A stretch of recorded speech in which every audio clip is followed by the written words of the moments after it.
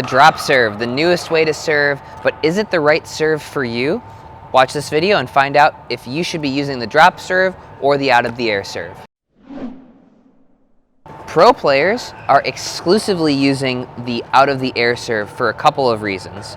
First off, in the PPA, we're not allowed to use the drop serve. In the APP, you are, but there are reasons why we're choosing not to use the drop serve even when it is legal.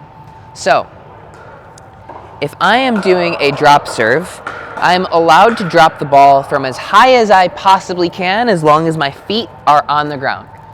So take a look. Let's see how high this ball bounces up.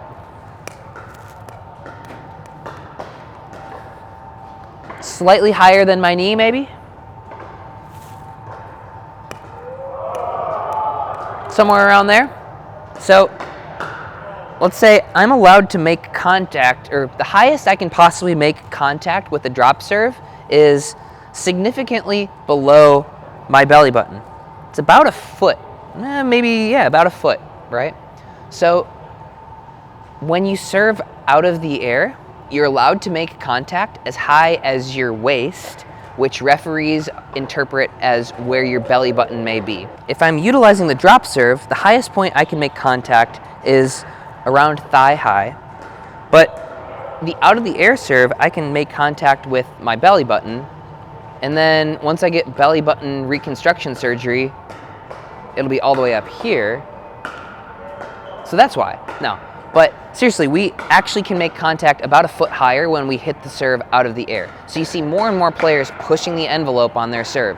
Dekel Bar's serve is super high. Ben Johns, when he's pissed off at Dekel Bar, serves really high. Tyson McGuffin's basically serving overhand. I'm serving over here from my nipples.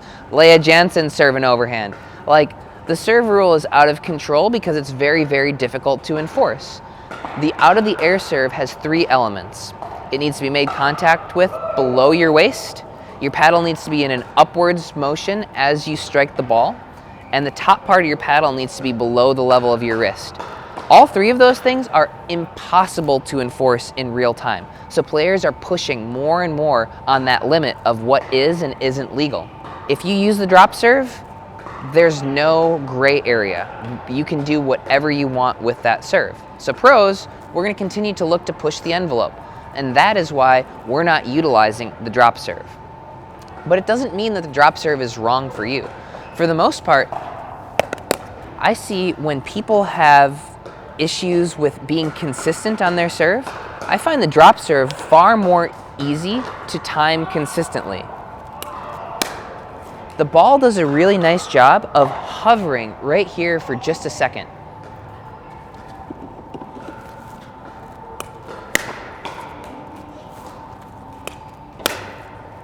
So if you're somebody that struggles with consistency, I would suggest that drop serve. But if you're somebody that's looking to weaponize your serve, I would say we still want to make contact with that serve out of the air because we're able to hit it from a higher position.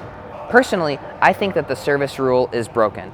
I am all for weaponizing the serve. Trust me, I've created 2 new ways to serve with the spin serves and the chainsaw, but I don't like subjective rules. Like I said, all 3 elements of the service rule are really broken and impossible to enforce by a referee in real time. For example, first element of the service rule, am I making contact at or below my waist, which is interpreted as the belly button? You tell me, here's my belly button.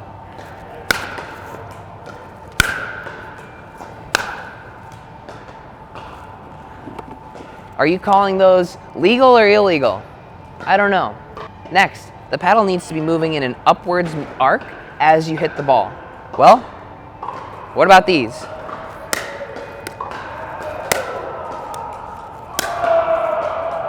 I'm swinging downwards back here, but am I swinging upwards at the point of contact?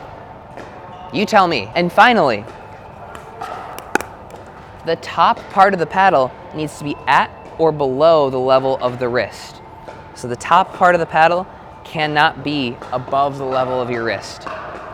You tell me if it is.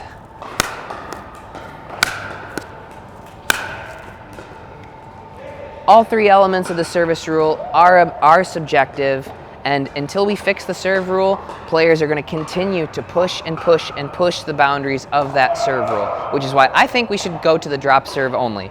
In conclusion, if you're somebody who's looking to weaponize your serve, absolutely we want to hit the out of the air serve. It allows us to make contact at a higher point.